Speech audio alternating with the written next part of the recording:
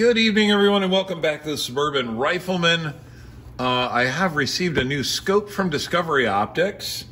This is a Gen 2 version of their ED 3-15 by 50 first focal plane scope. I reviewed a first gen version of their ED-PRS scope last year. I think that was 6-24 or 5-25 by 56.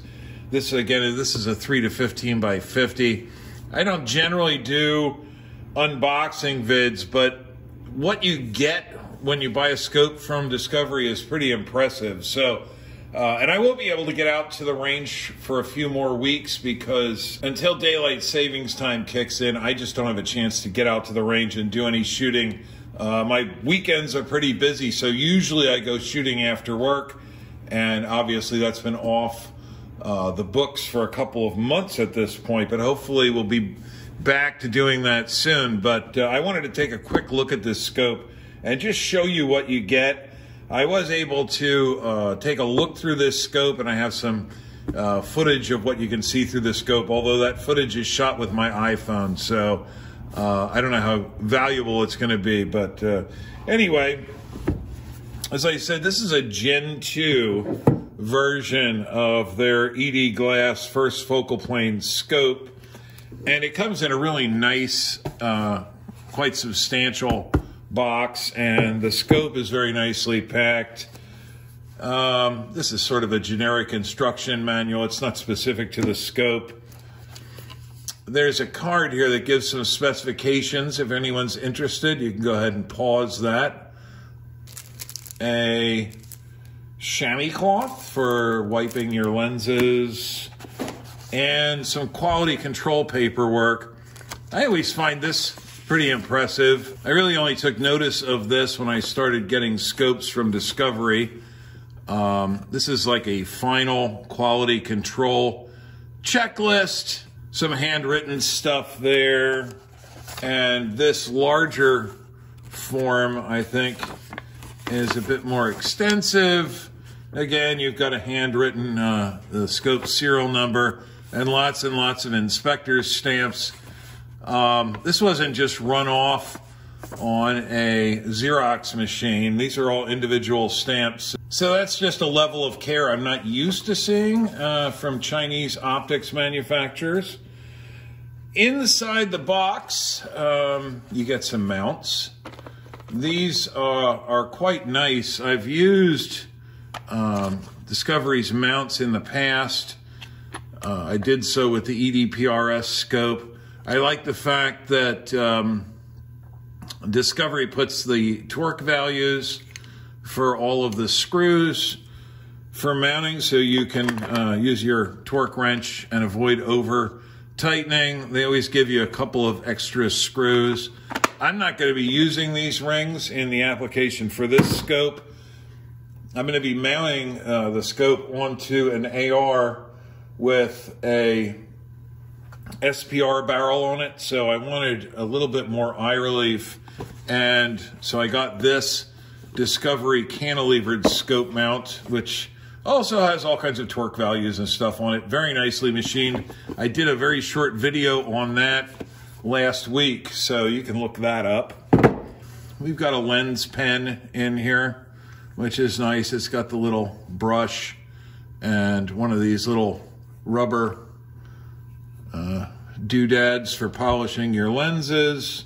A scope leveling kit.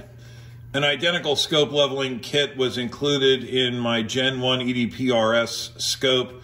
I used it for leveling the scope. It's pretty ingenious. It's just a series of interlocking, precision machined aluminum wedges that give you a perfectly flat relationship between the bottom of the turret housing on the scope and the top of your Picatinny rail or scope mount.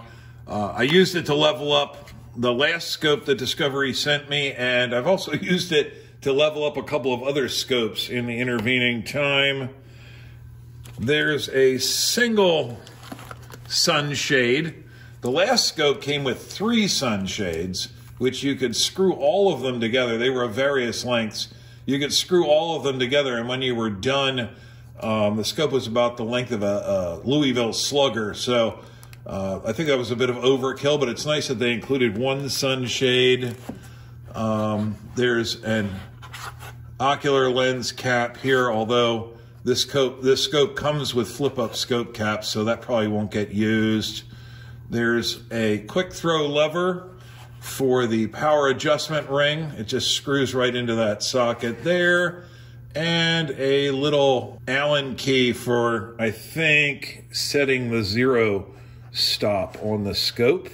I'll put that back in later. And here's the scope itself. Here you can see it's the ED-LHT GEN2 3 to 15 by 50 SFIR first focal plane -Z. We've got flip-up scope caps. The reticle, which I will show you an image of right now, or some video of right now, is of the familiar Christmas tree design, which is becoming very, very popular and is an extremely useful reticle. The scope adjustments are calibrated in MRADs, which seems to be the new trend. We seem to be trending away from minute of angle adjustments. And according to this turret cap, the tracking is guaranteed. Says the same thing over here, basically all the same information. Now in the Gen 1 ED-PRS that I reviewed last year, the vertical tracking was absolutely spot on. I had some problems with the horizontal tracking. I'm not sure I can blame that on the scope, however. I was running out of daylight and I didn't have an opportunity to double check. I will do that in a future video. I'll do a short video where I just check the horizontal tracking on that scope in case anyone's interested. The scope adjustments are very positive clicks. I think this is a little bit clickier, I don't know if that's an adjective, than on the Gen 1 scope I got, but it's very sharp and positive and inspires confidence, although of course I haven't had a chance to shoot this yet. We've got our parallax adjustment wheel here, which goes from, let's see, it looks like 15 meters all the way out to 500 and then infinity. And the scope does feature an illuminated reticle. I can't show you that right now because I didn't get a battery with this scope. The last one came with a battery. I think this is a very common button cell type battery, CR whatever 2032. I know it's listed on their website, but as you can see, pretty standard battery housing there.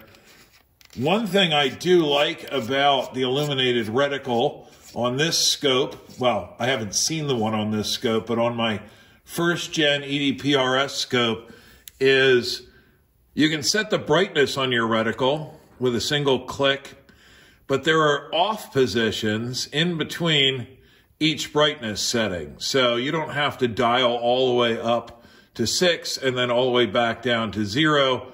You can go from 1 to 0 to 6 to 0 to 5 and so on and so on. I think that's a really nice feature. It saves you a bunch of twisting of that. So overall, it looks like a very nice scope. The machining is all very well done. The adjustments are nice and stiff and feel very firm and positive. Again, nice clicks on the turrets.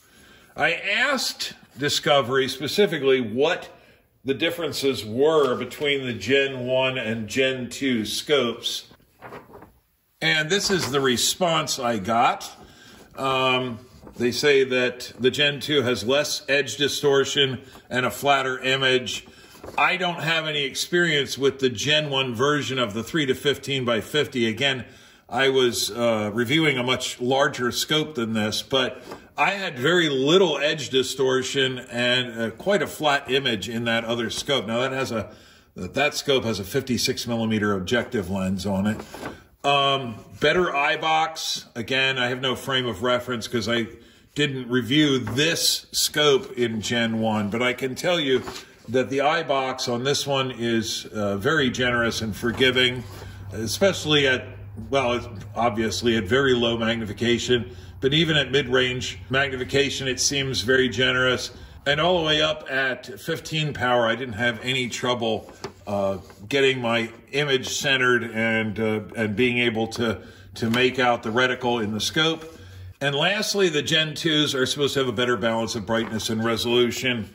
Again, I didn't really have any problems with the Gen 1 scope that I looked at last year. The brightness and resolution were very good. I had very little chromatic shift even out at the edge of the image. I think Discovery Optics is an up-and-comer. I would expect them to be in direct competition with some of the bigger Chinese manufacturers. When I started doing some research on Discovery last year on the internet, I found a Chinese sort of corporate business-to-business directory. I think it's probably run by the Chinese government. And it talks a little bit about different optics manufacturers in China. And on Discovery's page, it lists some of their biggest, or at least one of their biggest customers. And that's a company that you've definitely heard of. So I think Discovery's been at this a while. They're just kind of branching out on their own. If you bought a very similar scope with these same specifications from a better known brand name, you'd spend a lot more money than what you will on this scope. Now, Discovery Optics are not cheap. I mean, this scope, I think, on Discovery's website sells for about $350 right now, which is anything but a super cheap discount scope. But if the last scope I looked at is any indication, you get an awful lot of performance for your money, and you're going to end up paying less than you would for something from a better known brand. So I guess that's pretty much all I have to say about the scope at the moment. I will indeed take it out to the range, and we're going to review it. We're going to do tracking tests on it just like we did on the last Discovery scope that we looked at. I intend to evaluate this scope thoroughly and give you a proper review of it so that you know what you're getting into if you decide you want to buy one of these. So hopefully that'll be coming up soon when I post it. I hope to see each of you here then. Later, guys.